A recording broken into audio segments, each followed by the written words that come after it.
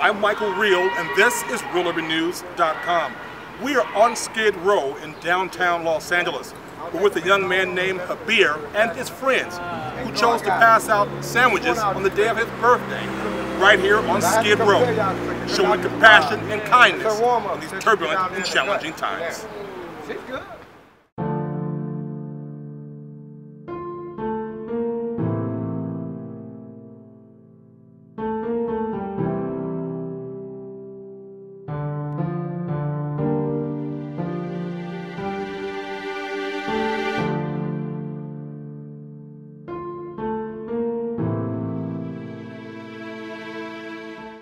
When did this mission for you start? Last year, man. Just me and my friend, Odie at work. He was homeless, and I was working in corporate America. That's one of the, I don't know, man. I don't think it's too much to it, except for it only takes like 3-4 hours to do, man. And it's so simple, and people can make a difference. Like, you can inspire someone else to do it. Like my friend did it another day. It takes like 2-3 people to do it, man. And they get water and they get food. You know what I mean? This situation that we're in, this setting, we're on Skid Row in Los Angeles, California, the nation's second largest city. For you, this is a long way from corporate America. Yeah, man.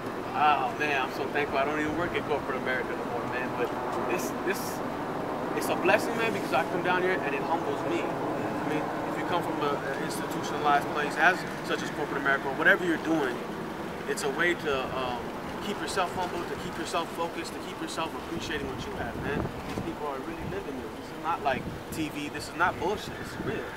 You know what I mean? So as much as we can help them, in a way they indirectly help each of us, man. What's also special about this, today is your birthday. Oh yeah, yeah. On a day when most people are out celebrating themselves and glorifying themselves, you take time out to serve and help others. Talk about the passion and your experience of committing this cause of kindness on a day that's been set aside for you. I see it as a day that I'm learning to appreciate my birthday a lot more, man. And it's by doing stuff like this, because it helps me see what I can help others with. You know what I mean? So yeah, it's my birthday, but this is I'm with my best friends. They're out here doing the same thing to help these people. You know what I mean? I'm with people that I just met and are willing to give their time. So my time is not more valuable because it's my birthday, man. It's your time, everybody's time. But yeah, I mean, this is my way of celebrating, man. I got my friends here with me. We just doing something different. Yeah. What's also fascinating being in Los Angeles is the celebrity of the city. Oh yeah, yeah. Talk about that and the need for people to really give, where there aren't any cameras rolling, where there's no press, where there's no opportunity to be seen benevolent. You're doing this out of the kindness of your heart. Yeah, man. I mean, look around you. You turn 2-3 blocks from here, it's nothing but towers and millionaires or cities packed with money, celebrities, all that. Everybody's there. And if we make this out to seem like it's such a hard thing to do, it will be a hard thing to do. But it's really simple, man. You spend some time, and this cost me literally maybe $75. I don't even have a job right now. I'm unemployed, right? So money's not an excuse. Like, he put in 20, he helped me out, I helped myself. You guys are helping. It's easy, man. Like, this is all glorified. The world is glorified until you step into reality of this situation, and you're like, nothing's really pretty or glorified. There's nothing here, man. There's human beings who are suffering. Final question. What's your hope? My hope? To have other people probably do the same thing as I'm doing, man. Just show them it's not that difficult. I'm no one special. I'm no one like, it's not a big deal for me to be down here. It shouldn't be a big deal for y'all. As much as Sunday can be a time to go to church, Sunday can be a time to go do church's work. You know what I mean? This is actually going out and doing it. And you don't have to be an organization. You don't have to be nothing, but it's just a human being. That's my hope. That people realize you don't need to be anything but a human being with a heart to have to do this. Like, these sandwiches were made for my mom and my sisters. We did it at home. It took us about 2 hours. So my hope is just realize the peacefulness of it, but also realize the importance of it. And that it's simple, man. It's not that hard. That's probably my hope.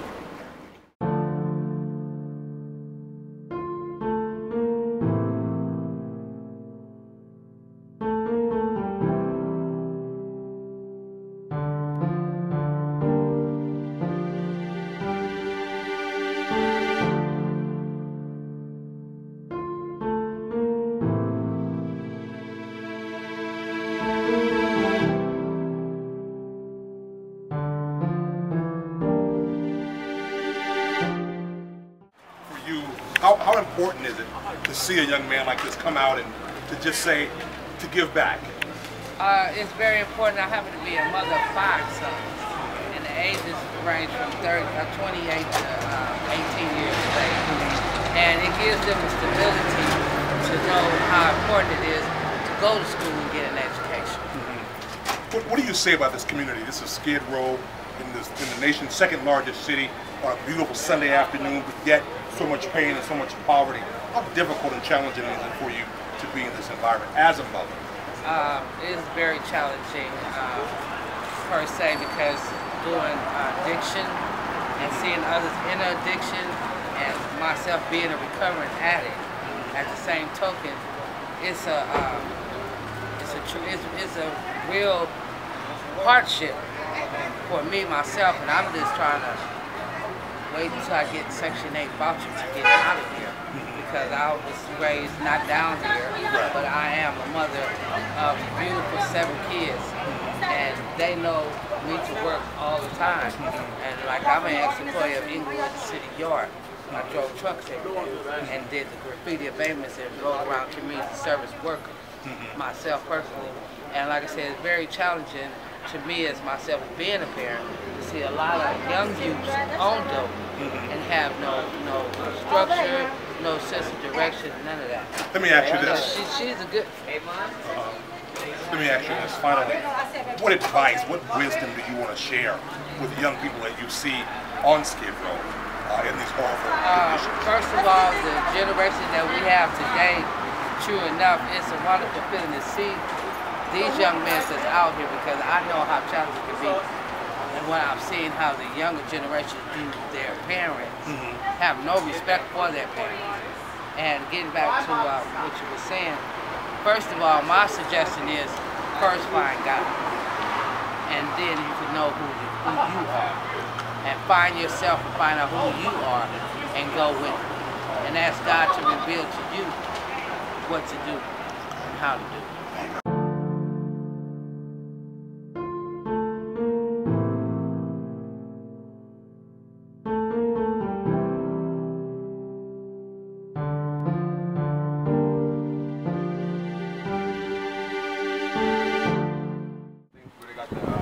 Recycling place I can work 24/7. They got like 2 or 3 places that are open 24/7, so I can go.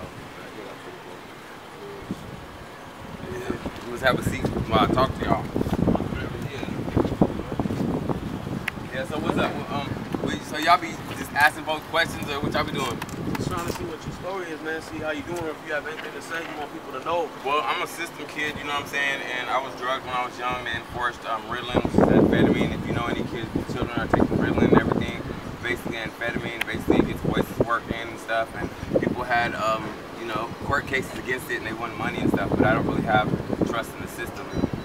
Basically, and, you know, through the perversion of, you know, the moral level of, the moral standards, the moral level of people in subtle form, you know, it's a subtle, immoral system, basically. I'm just stuck out here on the streets not to be exploited by so-called family members or whatever, you know, because after the system I was given to family members, and they seem to be out of morality. They seem not to be as moral as myself naturally. I seem to be more moral naturally to myself. I can, you know, I can basically, you know, I'm like gracious. I have a habit of telling the truth. So basically, my morals are basically consistent with, you know, my stories, or basically my meaning or my purpose. My basic explanation of moral standard, of righteous moral standards or right moral standards, are consistent with my practices, or is consistent with my ideal in life. Yeah. So basically, I'm just stuck out here just trying to work every day. The Midnight Mission helps us take showers freely, and I think that's pretty cool. I think the police station should have showers too. What's your name, man? My name's Daniel. Man, nice to meet you. Nice to meet you, bro. Yeah. Is this gonna be on YouTube or anything? I have no idea. Yeah, cause I don't know. Hey man, let me ask you, if you had one life lesson to give to any like kids or anybody, what would that one life lesson be? To give a kid, basically that the creator is on their side. If I can, yeah, one lesson I'd basically give different examples and I'd tell them in different angles. Basically, that the creator and the all-knowing is basically on their side, basically on the side of their innocence.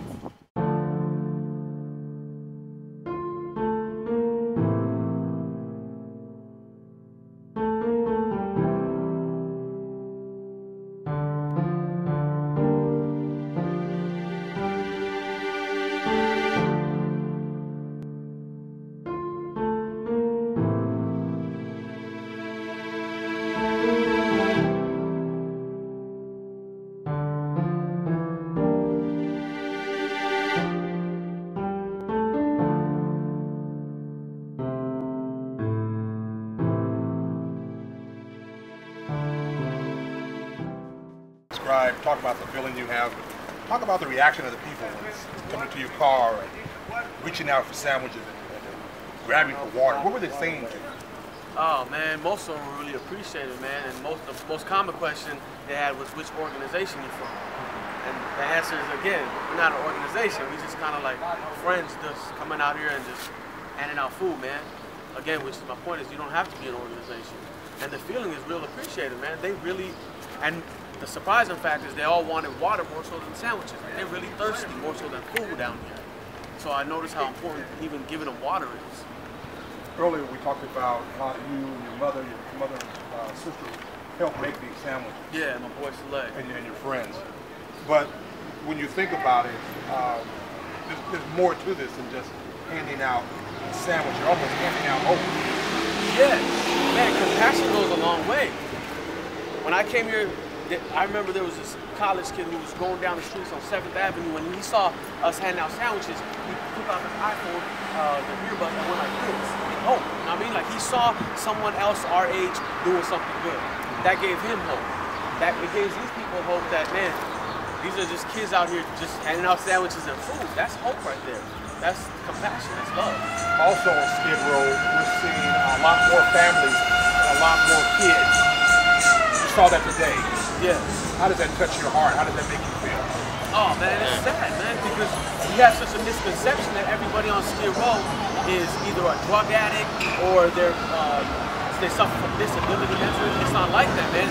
There's people out here who are middle class citizens now don't have any place to live. There's kids out here who don't have a school to go to. It's not, see, the mind will tell you all types of shit what they think this is, but it's not, man. It's everybody. It's kids, it's white people, it's brown people, it's black people, it's everybody. Soleil, what did you think when you knew Kabir would be passing out sandwiches? I thought it was a great thing that he was doing, especially because today's his birthday. He made time to come out here and do this. Most people I know would party or go to a club or something. He actually took the time out of his day to come out here and help me. Eric, what was your thought? Yeah, same thing, man. I was like, he said, hey man, he called me the other day, so you wanna hang out for my birthday? You wanna do something? I said, yeah man, what you wanna do? My typical answer is, you wanna go get something, wanna go out to eat, wanna go out to the club, or party, what you wanna do? You know what I'm saying? It's your birthday, let's celebrate. I said, man, I wanna make sandwiches, and I wanna hand out to the homeless. I said, man, go get that market. Did you believe what you heard initially? No, man, it was like, hey man, I really was not what I thought somebody would want to do on their birthday. You know, never heard that before. So this is what it is, man. You guys have been down here today. Talk about what you all saw. People coming up to your car, reaching in, asking for sandwiches, asking for water. How did that touch you, Soleil? You can really see the disparity in the situation. It hurts, man, to see fellow human beings out here like this. Especially you see the kids out here, man. You got homeless kids that can't even have bare minimum water and food. Like that's like, you know, if that don't move you, if that don't touch your heart, man, and it give you a will to want to come out here and make a change, one person at a time.